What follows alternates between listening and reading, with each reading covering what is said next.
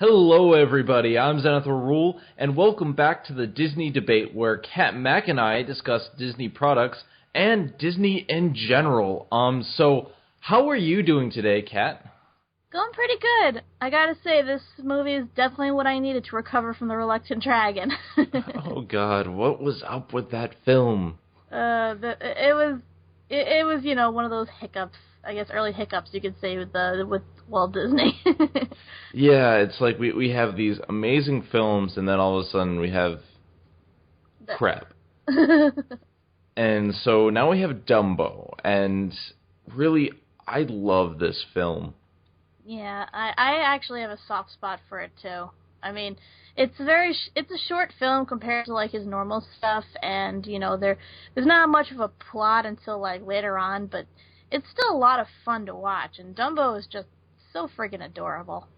I have to agree. I mean, I think what they did right here was, I think shortening the length helped to really streamline the production.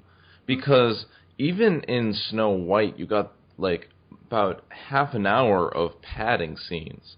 Yeah, like the whole washing the hands thing and all that. A lot of it was unnecessary, I agree. I guess, they were just trying to, add in a song here or there, flesh out some characters, but it wasn't exactly done the right way. So this film, I think goes at a decent pace. And I think even though there is the pink elephant scene which we'll discuss a little bit later, the pink elephants actually somewhat served a purpose. I mean, it was padding. It did give the animator something to do, but I think it did serve a minor purpose. Yeah, I guess so. I mean, it's still considered a mindfuck in my opinion, but it's still, it does have its use. It is a big-lipped alligator moment. I'm not saying it isn't, but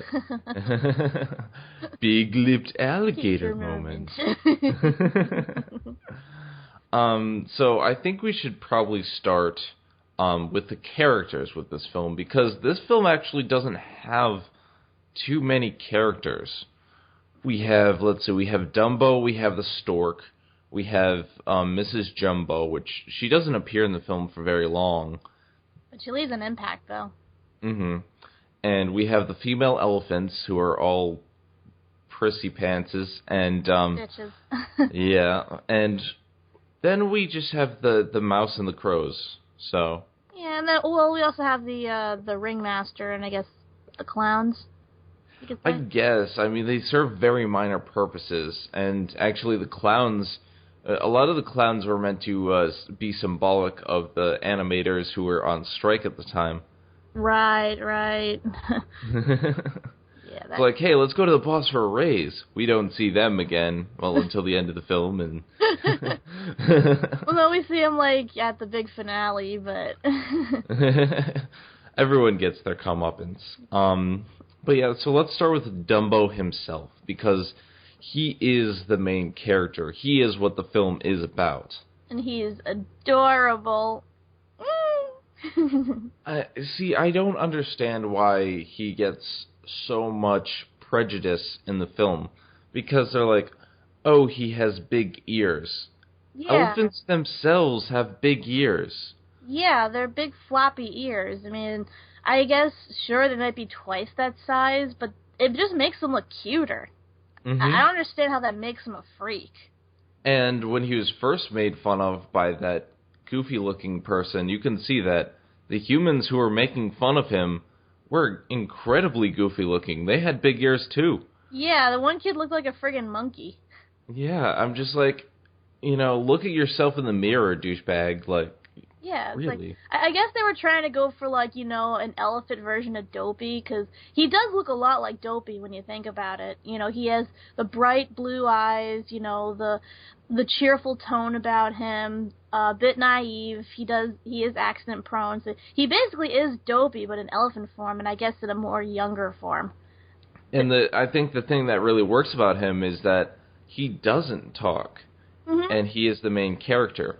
And this is probably the first time that Disney has done this, where you have a main character, well, really other than Fantasia, but you have a main character, he doesn't talk, and everything he does is conveyed through his actions and through his expressions. And this is a child, no less.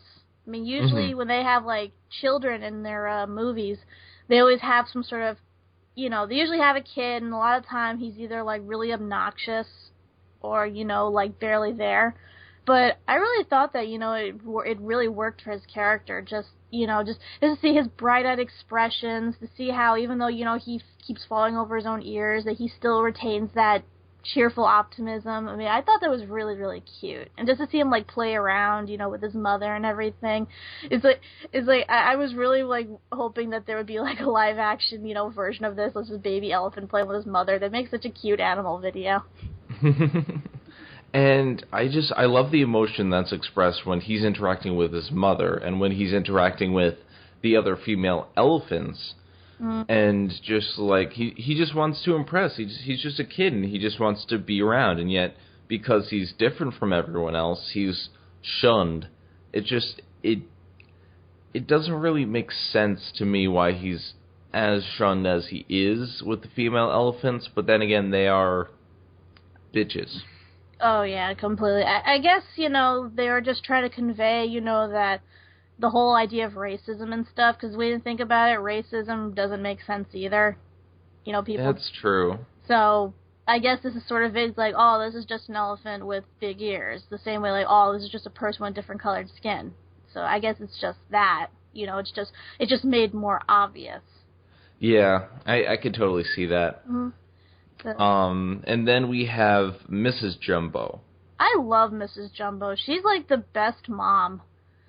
Yeah, like she does everything she can to protect her child. When the female elephants start being bitches and commenting on his ears, she closes the door to their pen. Yes, I love that. She just like takes the door right off their pen, just smacks them right in the face. I'm like, yeah, take that, bitches. And then unfortunately, when you know. People start making fun of Dumbo and start actually going into his pen and assaulting Dumbo, she fights back. And, you know, the ringleaders don't see it as, oh, these people are being stupid, they're going into the pen. Right. No, it's the elephant's fault. Yeah, I mean, I guess this comes from, you know, like, old-fashioned ignorance, you know, in terms of, like, how they treated the animals back then, because you see him using the whip. And that, unfortunately, was used a lot back in the day.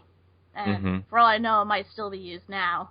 But yeah, it was really heartbreaking, you know, to see them, you know, basically make her out to be the bad guy because, you know, she's going apeshit on these kids who are, you know, fucking around with her baby. I mean... The one thing that they teach you in school, you know, in terms of, like, being with animals, do not mess with the babies. The mothers will kill you. Yeah, it's not a good idea, especially because, first of all, you're not supposed to even interact with the animals because, you know, they have their space, you have yours, but you're not supposed to assault their children. Exactly. I mean, how would you, like, it's just like, you know, human mothers. If they saw someone messing with their kids, they would go crazy and, you know, probably beat the shit out of the person. And and actually, in my opinion, she didn't treat them she didn't go as bad as she could have gone with them. She gave them a spanking, that's it. Yeah, she gave them a spanking. She just, you know, tossed a bunch of people around as they were trying to rope her down, and then she tossed the ringmaster into a bucket of water.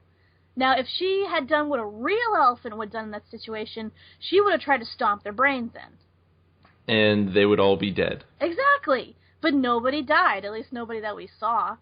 So, really, she didn't do as bad as, you know, she could have done. And in my opinion, what she should have done. Because if someone was messing with my kid like that, yeah, I would have just, like, I would have gone all, you know, like, zombie assassin on them and just cracked their skulls. But yeah, so, you know, I love the emotion she conveys. I think whenever Mrs. Jumbo and Dumbo are on screen together, they convey the emotion that Disney does so well. Where there's the scene with the song Baby Mine. Oh, that song. And we'll get to the songs in a little bit. But the emotion that you can convey in this one scene... It starts to make you cry because, you know, you see these people who are very separated. She's locked away in a cage, and Dumbo's just trying to go and see his mother. Mm-hmm. And the only thing they can do is hold Trunks. Yeah. Mm. And so Disney, even though the animation is a little bit less complicated, it's a little bit more simplistic than their past works, Right. they can still convey emotion really well. Oh yeah, absolutely. I mean, it was a definite improvement over that film. Yeah, I mean, it wasn't Fantasia.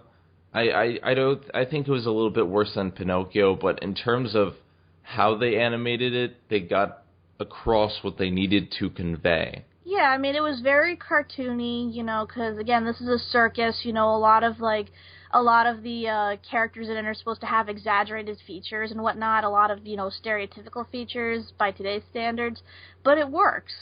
It really does work, and you still, and even though two of the characters don't talk, for the most part, you can still get what they're feeling, what they want to do and all that, and I think that's really incredible. Mm-hmm.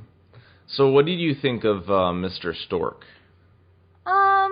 He served his purpose, I mean, he delivered Dumbo, he, made the mother feel happy, that she actually got her baby, so he fulfilled his purpose in that. I mean, I'm not sure if they really, needed him, to have as, a character. They could have just had him as a regular stork, dropping off the baby. Yeah, well, I think they wanted to draw attention to the fact that, Mrs. Jumbo didn't get her baby at the right time. Mm. It was kind of like maybe it was a bad conception, like they were doing a symbolic for the baby came late. That's possible. Yeah, probably to explain why he has the big ears and such, because he probably overdeveloped or something. Mm-hmm. Even though the stork concept is very fantastical. Yeah, I really wish I knew where that came from, because the whole thing with the stork, it's a funny concept, especially when you think about how the stork delivers all babies, including elephants, which weigh 1 billion times more than they do. And he was able to rest on the clouds. Somehow. I guess he's part Pegasus. It's Disney! Yay! Yay! Logic has no place here. It's magic, you don't have to explain it. It's magic, bitch. And I gotta say that one thing that I forgot about this film is the fact that Dumbo's real name is not Dumbo. It's actually Jumbo Jr.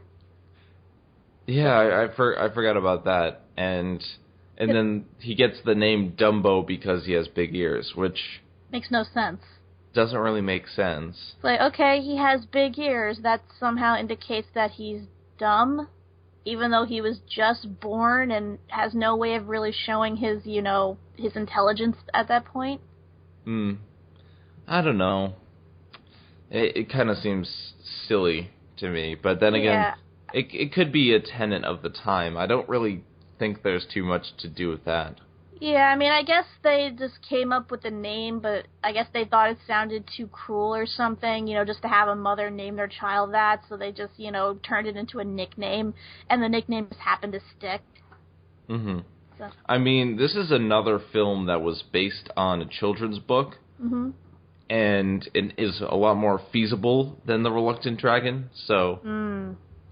I mean, I don't know how The Reluctant Dragon worked in book form, but the way they did it with Dumbo was they did something very unconventional where they took the storyboard and they divided it by chapters, and that's how they made the film.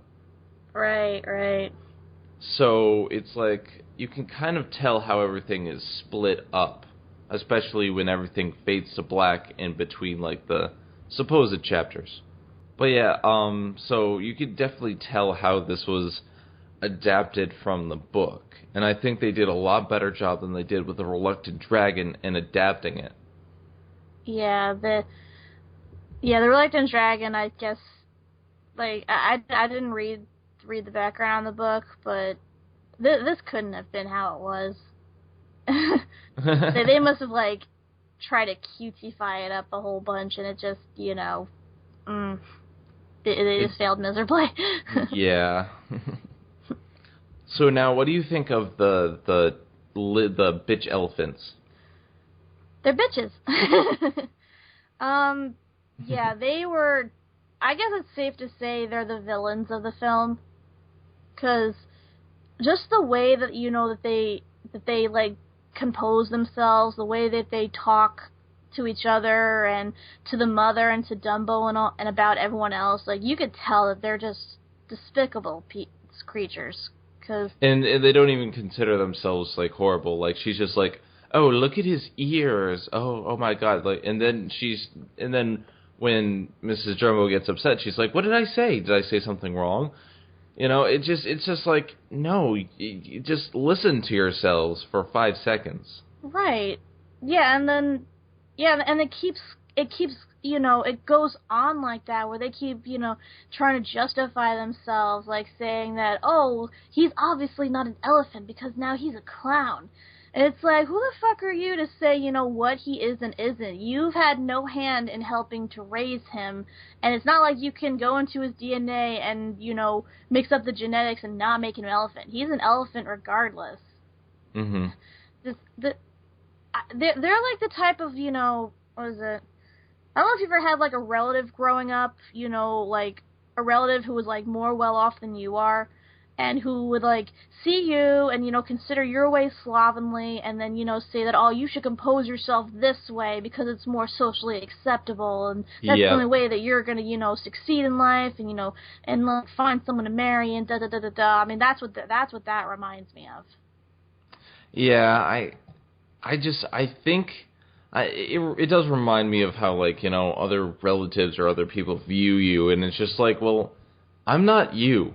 I'm not affecting you in any way, so what does it have to do with you? Exactly, and, like, what was it, when poor Dumbo, you know, is basically, I'll for more or less say orphaned, you know, basically left on his own after his mother's taken away, you know, it kind of falls on these elephants, you know, to try to, like, you know, step in and help raise him. But instead, apparently it was his fault that he got picked on, and, you know, that she reacted to him being picked on. Mm-hmm. So their reaction to that is they completely block him out of their feeding circle and ignore him. So it's just stupid. Yeah, it's like, how nasty can you get? I mean, the way you can consider them, like, really hurtful villains is the fact that they ignore him. Because one of the worst things you can do to a child is ignore them. Because, I mean, yes, you know, abuse and neglect is, like, pretty bad, too. But, you know, ignoring them, leaving them to their own devices, you know, leaving them to fend for themselves, to grow up, you know, unattached or detached and, you know, feel like they're alone in the world, could have a lot more, you know, devastating effects on a child. Mm-hmm. So it was really heartbreaking, you know, every time that he tried to, you know, prove himself and, you know, show that he can be useful, and they would instantly put him down and talk about what an abomination or a freak he was. And another fun fact is that the person who played the leader, like the pompous one of the elephants, she was also the fairy godmother in Cinderella, the Queen of Hearts, and Flora in Sleeping Beauty. Yeah, wrap your head around that one. She plays, for the most part, these other nice roles later on, and yeah, and this is how she acts in her very first role. I mean, it's hard listening to the fairy godmother, you know, act like such a bitch and be like, oh, pretend we don't see him. Like, but fairy godmother. No, you know your place, bitch. So yeah, those are like the first main characters we're introduced to, and those are who we really spend most of the film with. Now, near the end of the film, we really get in touch with some of the other characters, like we learn about the Ringmaster. Yeah, the Ringmaster, I think, is, by today's standards, a stereotypical Ringmaster. You know, he's somewhat pompous and windbagged in his presentations and stuff. And I don't know if you can call him cruel or not. I guess you kind of can say it, but just by what he does with his animals. Because, in my opinion, all the animals there are too well trained. Yeah, and if you notice there's something strange, okay, we have the typical zoo animals, or typical circus animals, like we have tigers, we have bears. That's typical. Mm-hmm. There are kangaroos there. Yeah. What? There's a lot of other animals which, in my opinion, don't really have a purpose being in a circus. Hippos. Well, I mean, I've seen hippos used in Barnum and Bailey before, but usually just one, and all they do really is that they just open their mouth, and that for some reason gets arousing out of the crowd. But it's cute. They're hippos, and it's like Tara's on the screen, and. Yeah, but like I said, they all seem a little too well trained in that they, pretty much cart themselves into their cages and into the train. They help with the setup of the tent in, really unfavorable weather. Mm-hmm. And then that one part, that one climax where he actually has all the elephants stack themselves on top of each other for a stunt. Oh God! Like what? That is like the epitome of one of the epitomes of animal cruelty. You're having, especially because it seems like he hadn't practiced this before. Yeah, because you think they would have practiced this. But then again, Dumbo trips, and it's just like, okay, well, if he had tripped and practiced, then maybe they wouldn't have done it. But no, it doesn't seem like they even practiced the stunt before. Yeah, because when he first, is gearing up to do this, he immediately trips over his ears, and so Timothy the Mouse had to adjust it for him. But then, he trips over it again. So I was wondering, did this happen in practice or, so like that? Because if it did, I'm pretty sure nobody would, in the right mind would probably do this stunt unless they were, extremely stupid. Mm-hmm. So it leads me to believe that, they somehow managed to convey to the animals, hey, you're supposed to stack yourselves on top of each other because we said so, and just wait for the littlest one to, jump up to the top. Which led me to wonder, how the hell was he supposed to get up there? It doesn't seem like that jumping ramp would have, sufficed. I don't know. I really don't know. I just think it's people being stupid. Yeah, so like I said, the ringmaster, I guess you can consider cruel in a sense because obviously he had to do a lot of whipping or something just to get the animals, to do all that shit. But other than that, he really doesn't, have much of a personality outside of, the pompous ringleader. That's about it for him. Although, you did find out something else the other day. Oh, yes. The ringmaster appears in this game called Disney Villains Revenge, and there's only 4 villains in it, oddly enough. So the ones you have the Wicked Queen from Snow White. Okay, she's the first villain, that makes sense. You have Captain Hook from Peter Pan. Okay, that's good. He's a memorable villain, a real, intimidating one at that. You have the Queen of Hearts from Alice in Wonderland. I guess you can count her. After all, she did have, cards and people decapitated, even though she was mostly a big baby. And then you have the Ringmaster. What? Yeah, I looked at them like, huh? When was he a villain? He shouldn't be a villain. It makes no sense. Yes, it's, yes, he probably did, treat his animals cruelly, but in terms of him being the villain of Dumbo, no, he's not the villain. In fact, Dumbo doesn't really have a major villain. The ringleader doesn't appear for about half the film, and he's only really in there for the beginning scenes and the end scenes. Right. And the elephants, while pompous and villainous, are only in it for a little while too. Yeah, I guess you can consider him villainous in the fact that, he locked up Dumbo's mother and, pretty much forcefully separated them. But when you think about what a normal ringmaster would do nowadays, if an elephant had, gone crazy and attacked people, it would be put down. Because, attacking humans is not taken lightly. Not even, in a humane setting for animals. They would be put down.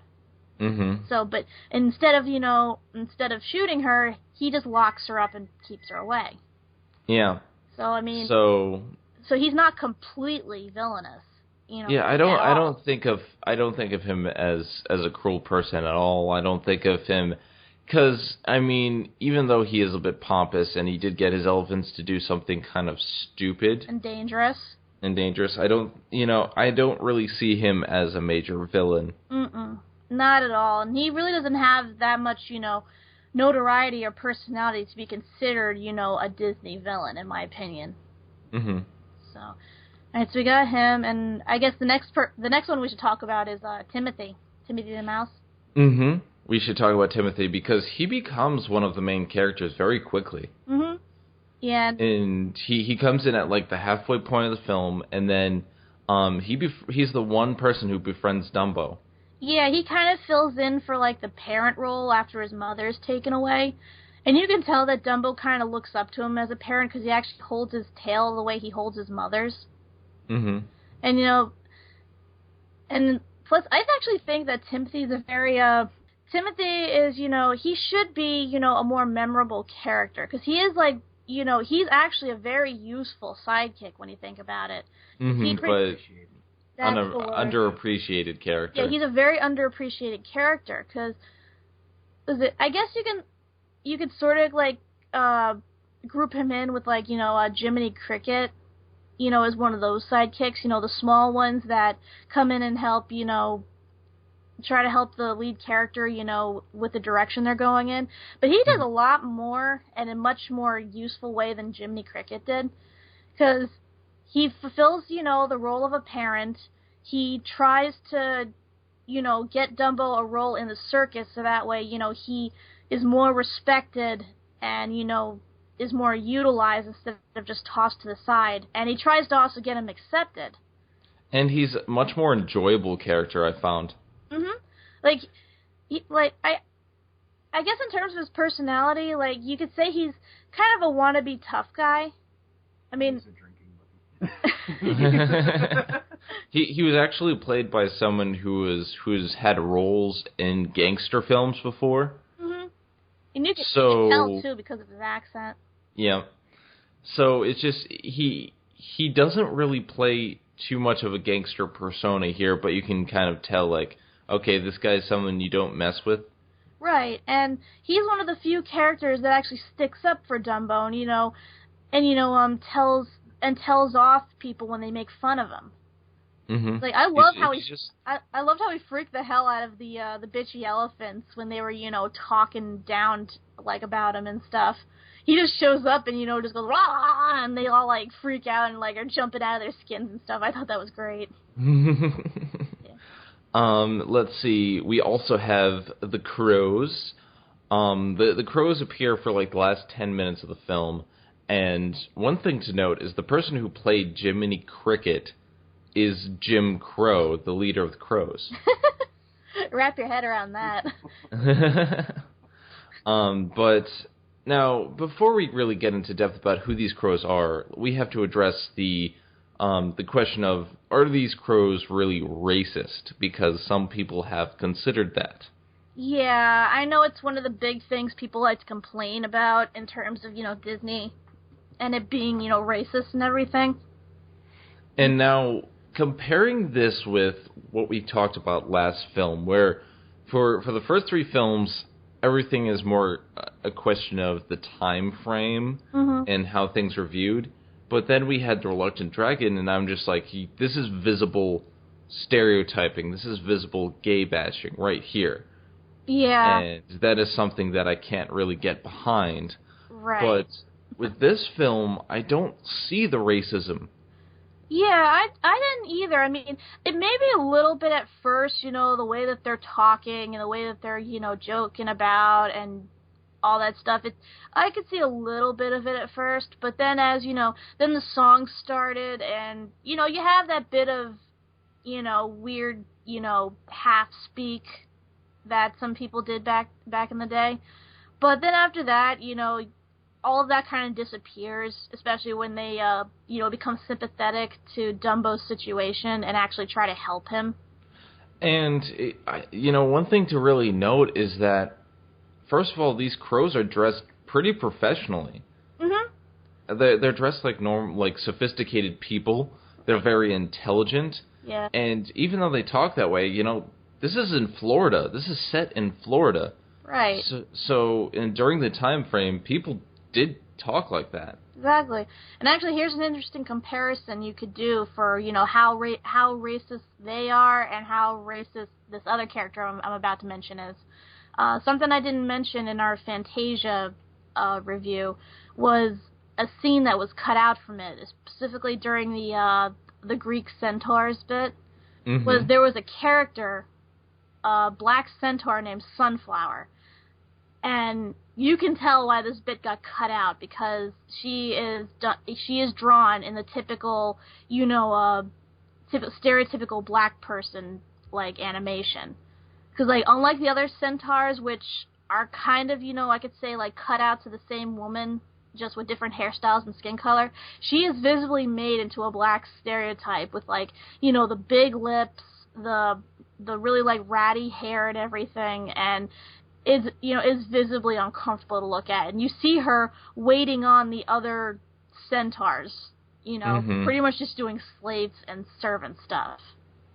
And so I'm glad that was cut out of the film. Right. So you have that in Fantasia. Now look at the crows. What's stereotypical about them? They're black crows. And, crows are black, Yeah, and crows are black, and they talk a bit, in a southern style. Well, it's Florida. That's how some people talk. Mm-hmm. So. And they were just fun. They did this whole routine. They were acting fun, and they were just, they were actually controlling of the situation. They were pretty commanding in terms of, we're making fun of you. Exactly. Actually, they weren't even making fun of Dumbo. They were making fun of the mouse because he didn't know he was up a tree. Exactly. And he was just like, hey, this elephant flew. No way, no how. That isn't going to happen, Mm-hmm. Yeah, and then, like I said, once they, learn about how Dumbo was treated, they realize that a lot of his situation comes from, his lack of confidence, mm-hmm. because of how he's treated and everything. So knowing that, knowing the mindset of a child, they take one of their feathers, say that it's a magic feather, and give it to Dumbo, who instantly believes it, and that, encourages him to fly. Yeah, they used psychology. They actually said the word psychology in the film. Mm-hmm. And I was just like, these guys are smart. Exactly. So, I mean, if you were going to, type them as anything, I really don't think racist is that, is that title. Because it's not the conventional stuff. I mean, maybe you could say stereotypical, but even then, I don't know, because there were people like that. I mean, if you compare it, you compare them to, Looney Tunes cartoons and stuff and how racist they were in their depictions of black people, this is, nothing. This is incredibly tame. Compare it to the dragon and the reluctant dragon, and you can tell the difference. Mm-hmm. Absolutely. So, are the crows racist? No, I don't think so. I think it's a common misconception that, maybe there might be some truths behind it, but for the most part, it really isn't as racist as it could have been.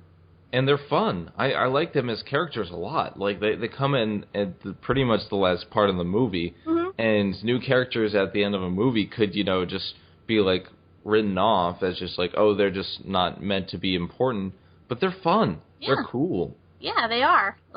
Sure, the one guy smokes, that sends a bad message, but that's about it. But it's a cigar. That's cool. Yeah. Just look at Crocodile in One Piece. He smokes a cigar, and he's cool. So. Listen, kids, smoking a cigar is cool. And actually, there is one last character, but really, he's not really worth noting because he like doesn't really do anything is the train. Casey Jr. Yeah, I guess Casey Jr. didn't make it on its own as a cartoon or something, so they decided to, throw it into Dumbo and kind of make it, for some reason the train got its own song, it had a face, it could talk, but that was about it. There was really it really didn't show much importance in the film besides the song, and there's one reference to the little engine that could. Yeah, I think that was like a throwaway cameo. There was really no purpose in it being there. It could have just been a regular train, and nobody would have known the difference. Mm-hmm. So overall, I think that these characters are actually like a lot more streamlined than a Disney film, where you have, it sounds like there's a lot of characters, but there isn't, and they all play their roles effectively. They all play the right respective roles. Mm-hmm. And while there's no like real villain per se, the story works well with these characters. I think these characters are pretty memorable. Mm-hmm. Yeah, definitely. I mean, Dumbo's still remembered today very fondly. Heck, I even have a stuffed Dumbo at home. And especially because, Dumbo is the only other film from the 1940s that produced a profit during the war. Mm-hmm. Yeah, and when you think about it, Dumbo's actually the first underdog character that Disney ever did. Yeah, it's true. I mean, Pinocchio wasn't really an underdog. Like, he was just naive. Pretty much. And it wasn't like he was trying to prove something to anyone. I mean, sure, he was, trying to, show that he was a good boy, but it wasn't like, he was discriminated against for being a puppet or anything like that. Fantasia really didn't have characters like that. Reluctant Dragon, screw that film.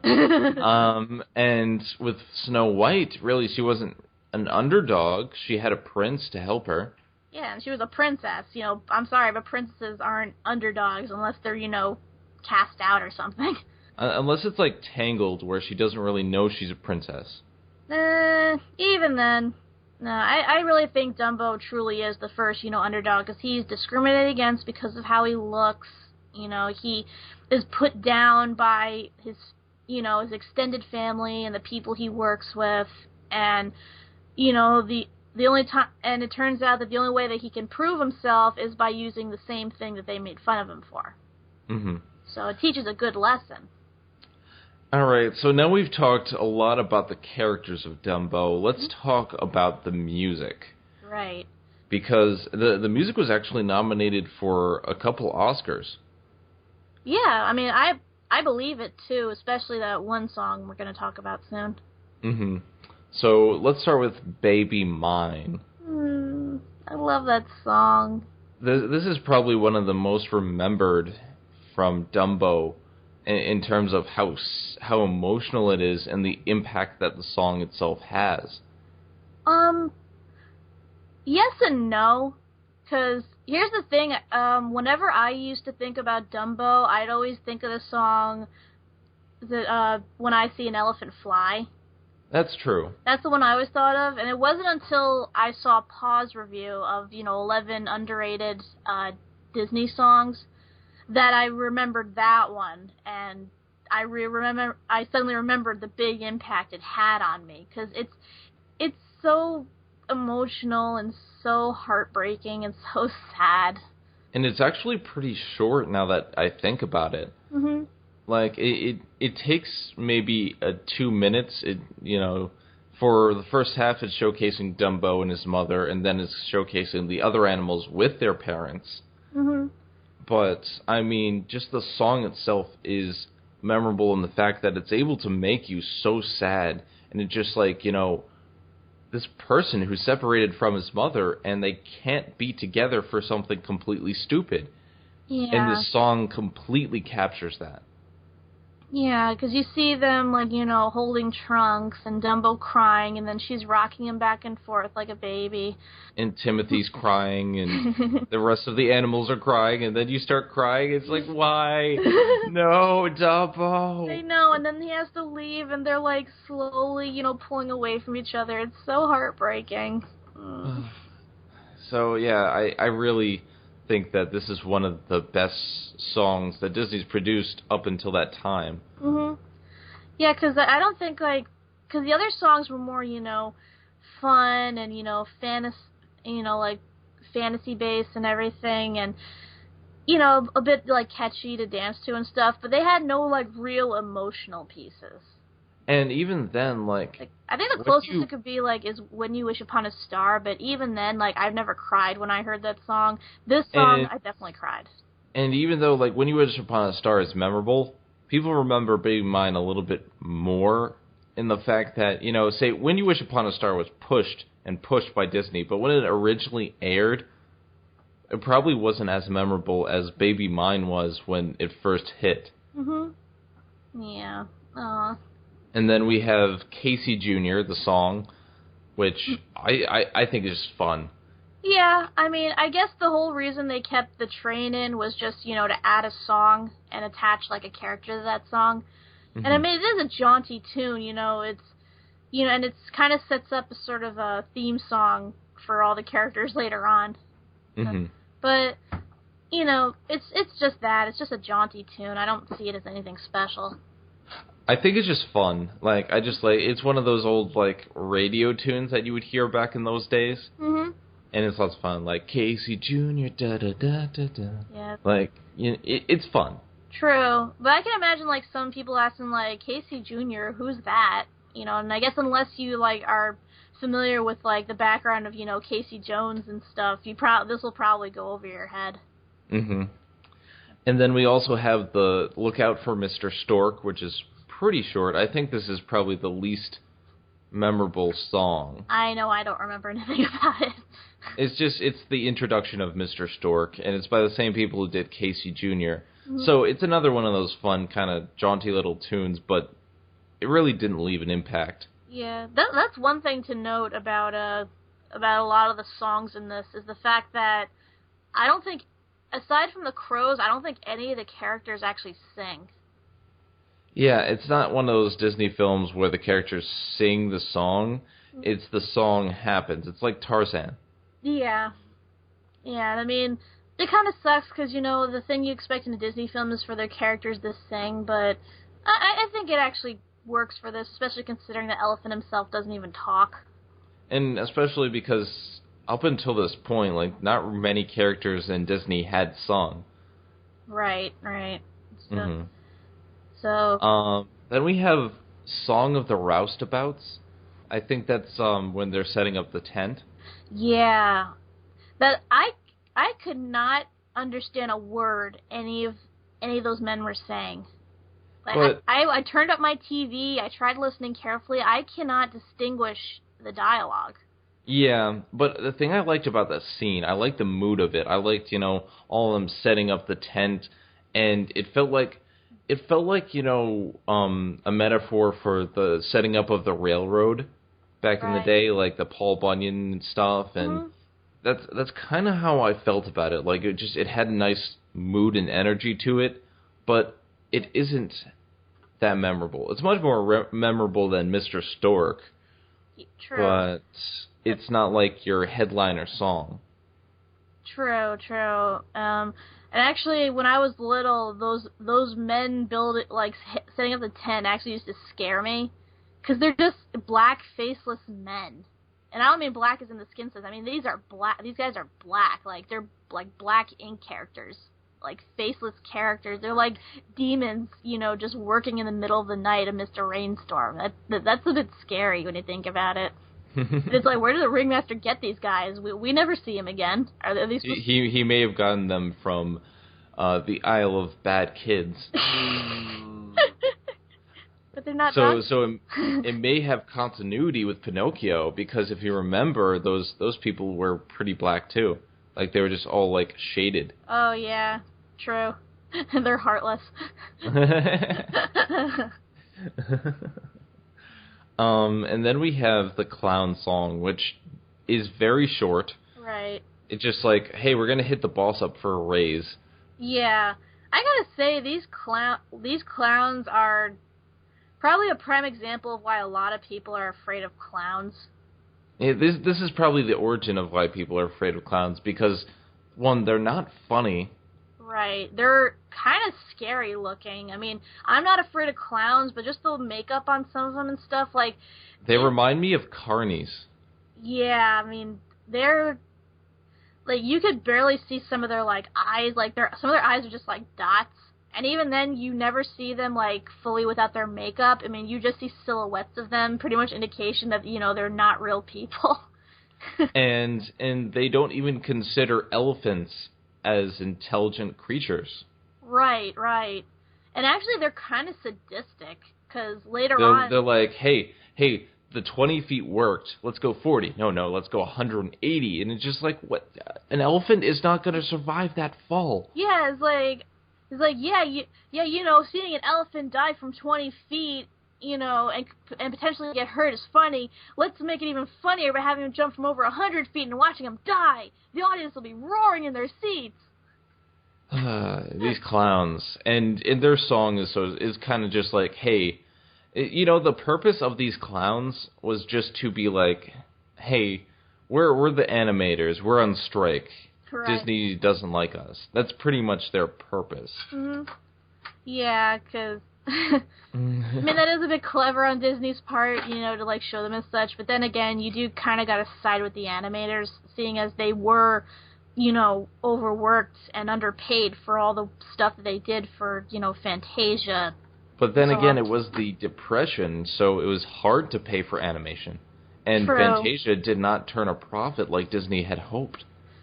Yeah, I mean, I guess you could blame them for, you know, reaching a little too high at a time where, you know, trying to obtain that amount of money wasn't realistic. Mm-hmm. But, you know, I guess there's good points and bad points for both sides. I mean, I do agree, you know, animators should be paid a lot for their work because assuming their work is done right, you know, they do deserve, you know, compensation for that. Mm-hmm. But sometimes you do gotta, you know, look at it from, you know, an economic point of view and, you know, pretty much bite the bullet with what you can get. I think both sides have their points, and I think both sides have their faults. Right.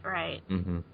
And then we have the second memorable song of the film, which is Pink Elephants on Parade. Oh, dear Lord. I love this part of the film. Like, up until this point, we had nothing, like, everything really pertained to the film. Everything was streamlined, and nothing felt like padding. And then we have this kind of drunken scene, and you could say, okay, this is padding, but at the same time, it does two things. It lets the animators have fun, and that's something that was really cool. I liked how, you know, just like, hey, let's let the animators have a lot of fun here and just do what they want. But it also kind of sets up the next scene. Yes, it doesn't actually connect as well, like it doesn't transition, but it kind of explains, okay, this elephant got drunk, now he's up a tree. Yeah, and, you know, it makes, you know, that vision that a lot of drunks at the time used to have, saying, like, oh, I'm so wasted, I'm seeing pink elephants flying around and stuff, and it actually, like, brings it to fruition, so you can see the kind of horrifying things that they see. But these elephants, they always used to be pink. But I know when I was a kid, I was, like critics said, I was confused as to whether, you know, I should be enchanted or horrified. I think both. Yeah. Because there's some horrifying images when you have, like, hundreds of elephant heads made into a body. Oh, yeah, that was scary. But then there's also, like, kind of cool images where you have this elephant, like, dancing as kind of a exotic dancer type thing. Right. So it's like both. It's so interesting, and whether or not you're, like, horrified or entranced, I think it's a very memorable scene, and I think if they took it out, a lot of the film would have been lost. Yeah, because, I mean, if they just had, you know, just them blacking out and then suddenly waking up in a tree, I guess, you know, the film would probably continue as normal, but you wouldn't have that big, weird, fucked up scenes that really made it stand out. Mm-hmm. And then we have the final song of the picture, which is When I See an Elephant Fly, which, you know, Cliff Edwards, who is Jiminy Cricket, and the rest of them, sing. And you get to see the differences between, okay, Jiminy Cricket singing in that stupid high-pitched tone and this. Yeah, I think he's more suited for jazz or ragtime or something like that, much more than, a soft ballad. I mean, it works a lot more in this song. And it just he's just like, I've seen everything, but I ain't seen an elephant fly, so you're full of crap. And, it's so fun. They have all these lyrical puns. Right. It's like, I've seen a house fly, I've seen a horse fly. It's a very memorable song. Yeah, I admit, I do like, the lyrics to it. The lyrics are very clever. Mm-hmm. So, I think this is probably the best song in terms of lyrical quality. Mm-hmm. In terms of, just how fun it is, and just how much it sticks. Yeah, definitely. I remember always dancing to this as a kid, because it was, so jaunty. And it does... Jazz hands, everybody. Jazz hands. Jazz hands. And, of course, it does set the tone for the film, The day that Dumbo gets treated right is the day that an elephant flies. Hey, he flew. I guess we can accept him now. Yeah. And it does send the message across that, about racism and about treating people the wrong way just because you're prejudiced against them. Yes, that's the word, prejudice. Right. So, it sets it sets the tone for what the movie was trying to do in terms of racism and prejudice. Right. Because, we talked about how the Crows aren't really racist, but the film is just basically trying to say, hey, this person is different. We shouldn't treat him differently because of that. Exactly. So, in a sense, this is the second moral film that Disney has done. Mm-hmm. Yeah, and it does... I think that's what got a lot of people on Disney's side is the fact that, despite... the strike and everything, and how they say that, Disney was just a corporate fat cat who was, working his animators, to the bone and not, paying them or recognizing them and stuff. At the same time, he still did a film about, the underdog and how, you should treat them like you should treat everyone else, and that, that everyone has something special in them that could, make them great. Mm-hmm. So I think this film, with the musical score, does what it sets out to do. Mhm. Yeah, I mean, it has a happy ending. Everyone gets what they want. And it ends on a real happy note. And I mean, not all the songs are memorable, but I think a good portion of them are really good. Yeah. At least half of the songs were nominated for Oscars. So. Mhm. So definitely, they definitely did something right there. Mm-hmm. And I really like the music in this film.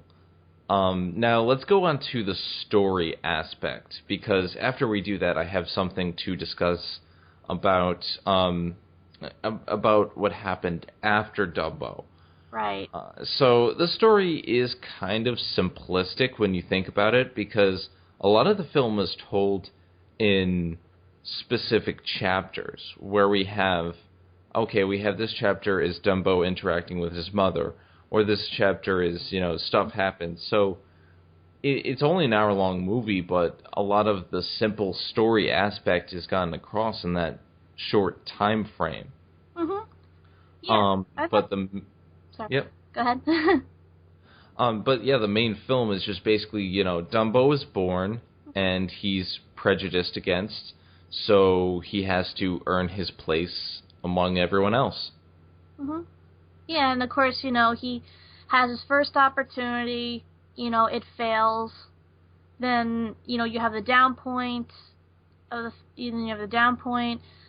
You have the weird, elephant scene, and then you have the drunken scene. Yeah. Right, then you have the revelation, and then you have the second chance at redemption, and a victory. And he flies. Right. And it's such a cool thing because, first of all, the reason he flies was because, psychology. He thought he could, and he used the magic feather. The second time, he lost the feather, and then he flew. And it was a fun scene. I think it showed how, okay, well, I can fly on my own. I don't need anything else to help me. Mhm. And so it sets the tone for this message that Disney was trying to get across. Right, that, you don't need some special gimmick or anything like that to make you special. You just have to believe in yourself. Mm-hmm. Sort of like... So what do you think overall of the plot? Like you said, pretty simplistic, but, it's direct to the point, and it's a good lesson, a good moral lesson to learn at the end, and, it goes at a decent pace, aside from that one scene of padding. It's a pretty good story. It's something you could easily, like, tell or show to your kids, and they can get the message. So, I mean, I thought the story was, I still love the story. I still love watching this movie. I mean, I did as a kid, and I still do now. It's really enjoyable. The characters are great. The music is fun. It's just a wonderful film to watch. Yeah, I really think it's a simplistic plot, but it works so much better than Snow White or Pinocchio did in the fact that each scene, with the exception maybe of the pink elephant scene, means something to what the film is trying to convey. Each scene has a purpose, and each scene is meant to deliver something specific, and that's why storyboarding the movie in chapters allows them to do that with these scenes, and shortening the film allows them to streamline everything. Mm-hmm. Yeah, I mean, you could easily, split this up for,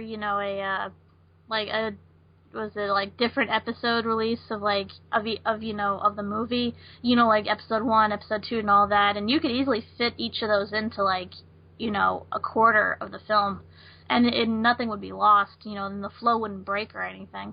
Mm-hmm. And now we get to the point that I've been wanting to talk about for a while. Right. They tried to make a sequel. This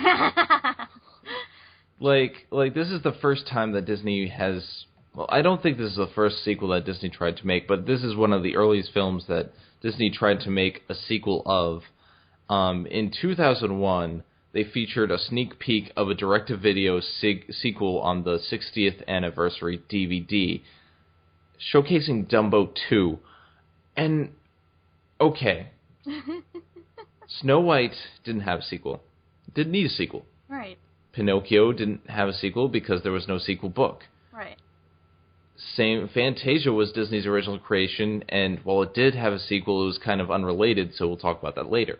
Right, and they intended to do that anyway. So yeah. It's not like, they came up with the idea later and just, fucked it up. Mm-hmm. So. And then we have The Reluctant Dragon, which needs to die in fire. But when you look at Dumbo as a property to make a sequel, out of any of these early films, this is the least plausible. Even more so than Snow White, because this is a film that is based on a very short book.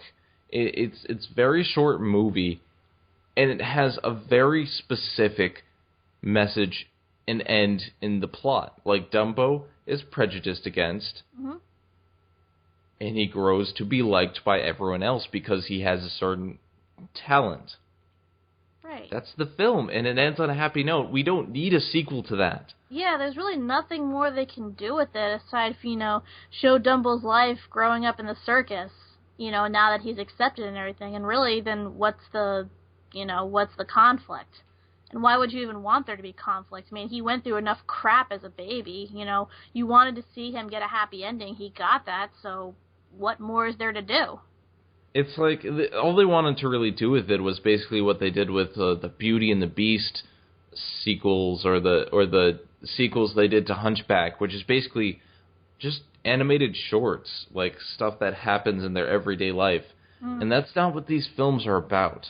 No, they're not. And especially Dumbo, when it's trying to, convey a message. That's what they showed it. They showed the message. Everyone got it. So there's really nothing to add. A sequel, is completely pointless.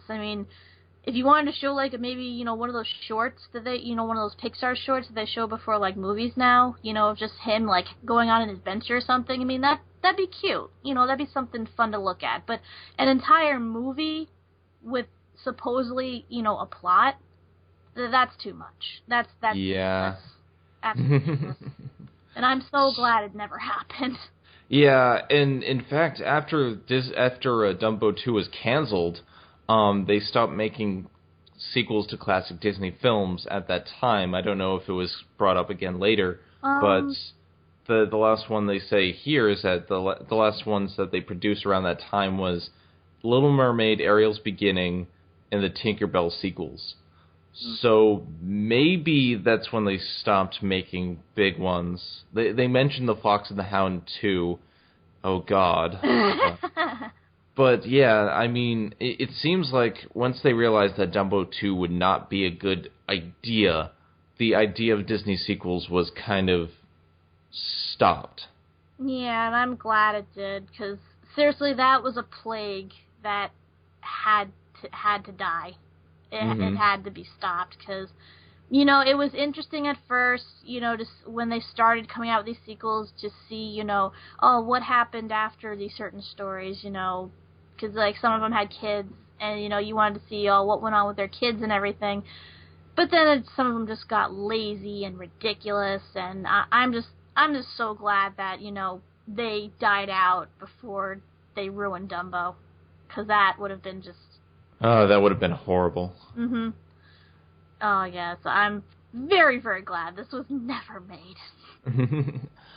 And now, so that was the Disney debate for today. Dumbo was actually, shorter than some of the other films we talked about. We had a lot more to talk about today because of it. Right. Because it was a little bit more in-depth, I think. Yeah, and not as infuriating. Yeah.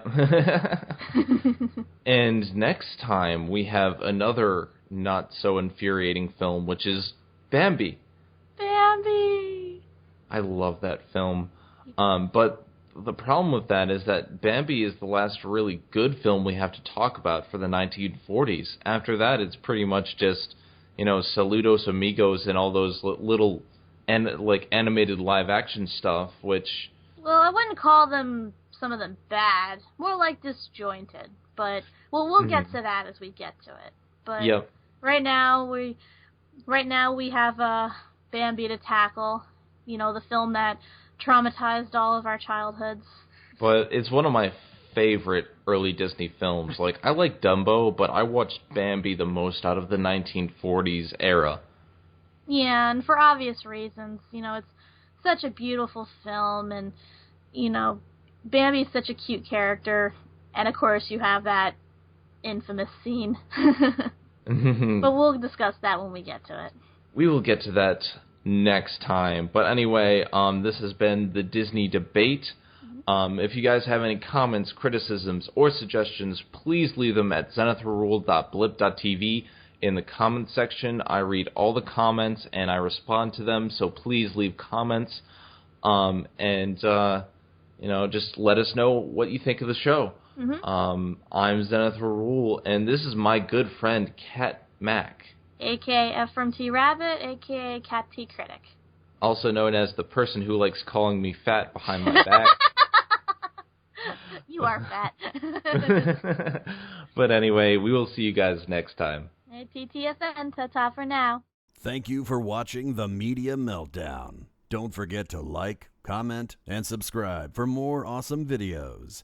And if you like what you see, show your support on the Patreon page at patreon.com/Media Meltdown. See you all next time on The Media Meltdown.